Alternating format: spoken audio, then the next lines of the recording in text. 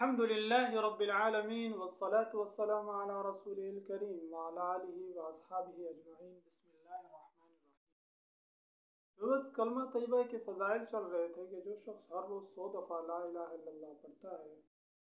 وہ قیامت کے دن ایسے اٹھے گا کہ اس کا چہرہ 14ویں کی چاند کی طرح چمک رہا ہو۔ بس جو کلمہ موت کے بعد کی ہزاروں لاکھوں بلکہ نہ ختم ہونے والی زندگی کو بنا رہا ہے، اگر ہم اس کلمے کی کثرت کریں تو ہمارے زندگی کے مسائل، الجھنیں اور روگ کیوں نہیں دور ہوں گے۔ آپ صلی اللہ علیہ وسلم کا ارشاد ہے کہ جو شخص مرتے وقت لا الہ الا اللہ پڑھ لیتا ہے تو اس کے گناہ ایسے دھل جاتے ہیں جیسے سیلاب کی وجہ سے تعمیر جو ہے نا وہ جیسے سیلاب کی وجہ سے تعمیر کو نقصان ہو جاتا ہے، اسی طرح اس موت کے وقت لا الہ الا اللہ پڑھنے کی برکت سے اس کے گناہ اسی طرح میں گر جاتے ہیں۔ حضرت ابوبکر صدیق رضی اللہ عنہ سے روایت ہے، آپ صلی اللہ علیہ وسلم نے ارشاد فرمایا کہ تم لا الہ الا اللہ اور استغفار کی کثرت کیا کرو۔ شیطان کہتا ہے کہ میں نے لوگوں کو گناہوں سے ہلاک کیا، انہوں نے مجھے لا الہ الا اللہ اور استغفار کے ذریعے ہلاک کر دیا۔ شیخ ابو یزید قرطبی ایک بزرگ ہیں، وہ فرماتے ہیں کہ میں نے سنا تھا کلمہ طیبہ 70,000 دفعہ پڑھنے پر انسان کی مغفرت ہو جاتی ہے، تو میں نے کئی نصاب اپنے لیے پڑھے، اپنے رشتہ داروں کے لیے پڑھے۔ ہمارے ہاں ایک پڑوس میں ایک نوجوان تھا جو صاحب کشف تھا، کہا کرتے تھے کہ اس کو کشف ہوتا ہے اور اس پر احوال کھل جاتے ہیں۔ کشف ایک کیفیت ہوتی ہے جو انسان کی روحانی حالت جتنی اونچی ہوتی ہے تو اللہ تعالیٰ اس پر بعض چیزیں کھول دیتے ہیں، لیکن فی زمانہ اس زمانے میں یہ چیزیں بہت کم ہیں، کیونکہ صاحب کشف بندے کو بازاری چیزوں سے بہت اجتناب کرنا پڑتا ہے، اسے اپنی خوراک میں، اپنے اور اعمال میں بہت احتیاطی کرنی پڑتی ہیں، یہاں تک کہ اگر ایک بندہ روحانیت والا کسی بے نمازی آدمی کے ہاتھ کی چیز کھا لے تو اس کی روحانیت پر بھی اثر پڑتا ہے۔ خیر، وہ بزرگ فرماتے ہیں کہ مجھے اس نوجوان کے صاحب کشف ہونے پر تردد تھا۔ ایک دفعہ وہ میرے ساتھ کھانے میں شریک ہوا، یکا یک اس نے ایک چیخ ماری اور کہا کہ میری والدہ کو دوزخ میں عذاب ہو رہا ہے۔ شیخ فرماتے ہیں کہ میں نے دل ہی دل میں ایک نصاب اس کی والدہ کو ہدیہ کر دیا، اصالِ ثواب کر دیا، جو میں نے کئی نصاب پڑھے ہوئے تھے اس میں سے ایک میں نے اس کی والدہ کو ہدیہ کر دیا۔ تھوڑی دیر گزری تھی، شیخ فرماتے ہیں کہ اس کا علم اللہ کے علاوہ کسی کو نہیں تھا کہ یہ عمل میں نے دل ہی دل میں ارادتاً کیا تھا۔ وہ شخص خوش ہو گیا اور کہا کہ میری والدہ سے عذاب ہٹا لیا گیا ہے۔ اس پر شیخ فرماتے ہیں کہ مجھے اس سے دو فائدے ہوئے، ایک تو اس 70,000 دفعہ کلمہ پڑھنے کے فضائل جو میں نے سنے تھے بزرگوں سے، اس سے انسان کی مغفرت ہو جاتی ہے، دوسرا اس شخص کی سچائی پر۔ بس اس کلمے کے ہم جتنے زیادہ کثرت کریں وہ کم ہے، کیونکہ یہ ہماری ہمیشہ کی زندگی جو موت کے بعد شروع ہوتی ہے اس کو بنا دیتا ہے۔ جب یہ کلمہ اس زندگی کو بنا دیتا ہے تو یہ دنیا کی چند روزہ زندگی کے مسائل اس کلمے کے سامنے کوئی حیثیت نہیں رکھتے۔ بس ہم اپنی میتوں کو اس کا اصالِ ثواب کریں، ایک نصاب، 2 نصاب، ہم اپنی میتوں کو اس سے بڑا تحفہ کوئی نہیں دے سکتے۔ ٹھیک ہے، آپ اپنی میتوں کو یاسین پڑھ کے اصالِ ثواب کرتے ہوں گے، ایک دفعہ یاسین پڑھنے پر 10 قرآن کا ثواب ملتا ہے، لیکن چونکہ اس وقت کلمہ طیبہ کے فضائل چل رہے ہیں تو اگر ہم اپنے عزیز و اقربا، اپنے رشتہ داروں کو کلمہ طیبہ پڑھ کر اصالِ ثواب کریں تو اس سے کتنا زیادہ ثواب ملے گا۔ ایک بزرگ فرماتے ہیں کہ میں کثرت سے نصاب پڑھتا تھا کلمہ طیبہ کے، ایک دفعہ میرا ایک جنازے پر گزر ہوا، میں نے دیکھا کہ اس جنازے میں بہت کم لوگ شامل ہیں، جس سے مجھے اندازہ ہوا کہ اس میت کو کلمہ طیبہ کے نصاب کی ضرورت ہے۔ وہ ایک خاتون کا جنازہ تھا۔ میں نے ایک نصاب اس خاتون کو ہدیہ کر دیا۔ رات کو میں نے خواب میں دیکھا کہ وہ خاتون ایک تخت پر بیٹھی ہوئی ہے، اچھی پوشاک پہنی ہوئی ہے۔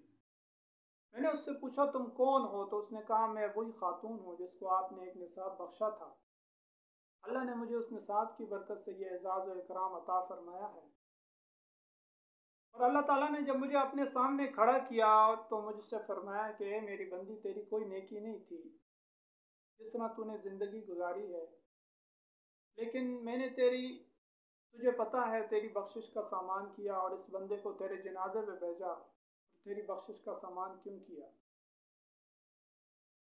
اللہ تعالیٰ نے فرمایا اے بندی، تیری ایک نیکی تھی جس کی وجہ سے یہ ہوا ہے۔ وہ نیکی یہ تھی کہ تو لوگوں کی پردہ پوشی کرتی تھی، اور تو کہا کرتی تھی کہ یا اللہ میں سب سے بڑی گناہ گار ہوں، میں کسی کی پردہ دری نہیں کروں گی۔ لوگوں کے عیبوں کو چھپاتی تھی،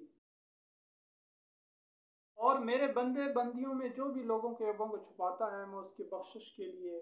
کوئی نہ کوئی رحمت کا دروازہ کھول دیتا ہوں، کوئی نہ کوئی ذریعہ بنا ہی دیتا ہوں۔ بس ہم اس کلمے کی قدر کریں، اس کی کثرت کریں، اور اس کو پھیلائیں، اس کو اپنی میتوں کو اصحال ثواب کریں۔ حضرت ابو ذر غفاری رضی اللہ عنہ نے عرض کیا یا رسول اللہ، مجھے کوئی وصیت فرما دیجیے۔ ارشاد ہوا جب کوئی برائی سرزد ہو جائے تو کفارے کے طور پر فوراً کوئی نیک کام کر لیا کرو تاکہ برائی کی نحوست دھل جائے۔ صحابی عرض کرتے ہیں میں نے عرض کیا یا رسول اللہ، لا الہ الا اللہ پڑھنا بھی نیکیوں میں داخل ہے؟ حضور نے فرمایا یہ تو ساری نیکیوں میں افضل ہے۔ یعنی انسان سے جو کوتاہیاں ہوتی ہیں اس کے بعد عرض کیا کہ انسان کوئی نیکی کر لے، وہ اس گناہ کی نحوست کو وہ نیکی دھو دیتی ہے، اور فرمایا کہ لا الہ الا اللہ ساری نیکیوں میں افضل ہے۔ بس ہم اس کے نصاب اپنے لیے بھی پڑھیں، اپنے رشتہ داروں کے لیے بھی پڑھیں، بلکہ ہمارے ہاں جو کسی بھی میت کے جنازے کے لیے اس کے فوتگی کے اطلاع کے بعد جو جنازے کے درمیان کا وقت ہوتا ہے، اگر ہمارے پاس اس وقت کتنے ہی مردوں اور عورتوں کی جمع غفیر جمع ہوتا ہے، اس وقت اگر ہم انہی جمع غفیر سے فائدہ اٹھاتے ہوئے اس میت کے لیے کوئی تحفہ تیار کر دیں، کلمے کا ایک نصاب 2 نصاب تیار کر دیں، تو میت کو جب دفنائیں تو اس کو کتنا فائدہ ہوگا۔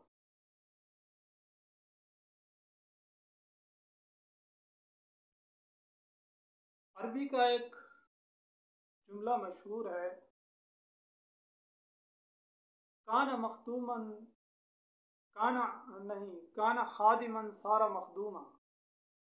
ایک بندہ خدمت کرتا تھا اب وہ صاحب مخدوم ہے، یعنی اب اس کی خدمت کی جاتی ہے۔ کانا خادما صار مخدوما، ایک بندہ خدمت کرنے والا تھا اب اس کی خدمت کی جاتی ہے۔ ہم اگر لوگوں کے لیے خیر خواہی چاہیں گے، چاہے وہ کلمے کی صورت میں ہے، کلمے کی نصاب کی صورت میں ہے، اگر ہم ان کو پڑھ پڑھ کے بخشیں گے تو کل جب ہم قبر میں جائیں گے تو آپ بس بتائیں وہ رب کتنا قدردان ہے، وہ ہمارے لیے بھی کوئی ذریعہ بنائے گا۔ وہ بزرگ جن کا قصہ میں نے ابھی ذکر کیا ہے کہ ایک خاتون کو انہوں نے کلمے کا نصاب بخشا، وہ فرماتے ہیں ایک دفعہ میں نے خواب میں دیکھا دائیں بائیں کرسیاں لگی ہوئی ہیں، اور میں ان کرسیوں کے درمیان، اور ان کرسیوں پر لوگ بیٹھے ہیں، ان کے سروں پر تاج ہیں، اور ان دائیں بائیں کرسیاں جو لگی ہیں ان کے درمیان میں چلتا جا رہا ہوں بلندی پر، سب سے اونچی جگہ پر میری کرسی لگی ہوئی ہے، وہاں مجھے خادموں نے بٹھا دیا، اور جو کرسیوں میں بیٹھے ہوئے تھے وہ سب گویا ہوئے کہ ہم وہ سب اشخاص ہیں جن کو آپ نے آج تک کلمے کا نصاب بخشا ہے، اور اللہ نے ہماری مغفرت فرما دی۔ پھر انہوں نے کہا کہ ہمارا جتنا ہم سب ایک ایک بندے کو کلمے کے نصاب سے فائدہ ہوا، آپ کے بخشنے کی وجہ سے ہم سب کے برابر اللہ نے آپ کو اجر دیا ہے۔ اور ہم سب کی جو جنت ہے، ان سب سے بڑی جنت اللہ تعالیٰ نے ہم سب کی پوری جتنے بھی بندے ہیں بخشش جن کی ہوئی ہے، ان سب کی جنت ملا کر ان سب سے بڑی جنت آپ کی ہے۔ ویوز ایسا کیوں ہوتا ہے؟ اس لیے کہ آپ صلی اللہ علیہ وسلم نے فرمایا خیر الناس من ينفع الناس، لوگوں میں سب سے بہتر وہ ہے جو لوگوں کو نفع پہنچائے۔ یہ مخلوقات اللہ کا کنبہ ہے، اللہ تعالیٰ اس بندے سے محبت کرتے ہیں جو اللہ کے کنبے سے محبت کرتا ہے۔ آئے ویوز ہم ارادہ کرتے ہیں ہم اس کلمے کے اپنے لیے بھی نصاب پڑھیں گے، اپنے جو عزیز رشتہ دار ہمارے اس دنیا سے رخصت ہو چکے ہیں وہ ہمارا انتظار کر رہے ہوتے ہیں، کیونکہ انہوں نے سبحان اللہ کا ثواب دیکھ لیا ہوتا ہے، انہوں نے ایک دفعہ لا الہ الا اللہ پڑھنے کا ثواب دیکھ لیا ہوتا ہے، انہوں نے اللہ اکبر پڑھنے کا ثواب دیکھ لیا ہوتا ہے، انہوں نے صدقہ کرنے کا ثواب، 2 رکعت نفل پڑھنے کا ثواب دیکھ لیا ہوتا ہے، لیکن اب وہ یہ عمل کر نہیں سکتے۔ اگر کسی کو قبر میں اجازت بھی ہو نماز پڑھنے کی، تلاوت کرنے کی، لیکن اس پر کوئی ثواب نہیں ہے قبر میں۔ ہاں، اس زندگی میں زمین کے اوپر جو اعمال ہم کریں گے، جو اعمال ہم اپنے لیے کریں گے یا ہم اوروں کے لیے کرتے ہیں، ان کو اصالِ ثواب کریں گے تو ان سے ان کو بہت زیادہ فائدہ ہوتا ہے۔ مرنے کے بعد میت کی حرص ایک ہی رہ جاتی ہے، زیادہ سے زیادہ اپنے اعمال کا اکاؤنٹ بڑھانا، اپنی نیکیوں کو بڑھانا، کیونکہ انہوں نے نیکیوں کا اجر دیکھ لیا ہوتا ہے، ہم نے نہیں دیکھا اس لیے ہمیں قدر نہیں ہے۔ ہمیں آج ایک دفعہ آج لا الہ الا اللہ پڑھنے کے اجر نظر نہیں آتا، ان کو نظر آ گیا۔ ہمیں 2 رکعت نفل پڑھ کر اللہ سے مانگنے کا اثر اور اجر نظر نہیں آتا، انہوں نے یہ اجر دیکھ لیے۔ بس اللہ تعالیٰ ہمیں اس کلمے کی کثرت کرنے کی توفیق نصیب فرمائے۔ آپ اس ویڈیو کو زیادہ سے زیادہ شیئر کریں، آپ جتنا اس خیر کو پھیلائیں گے اس میں آپ کا پورا حصہ ہوگا۔ السلام علیکم ورحمۃ اللہ وبرکاتہ۔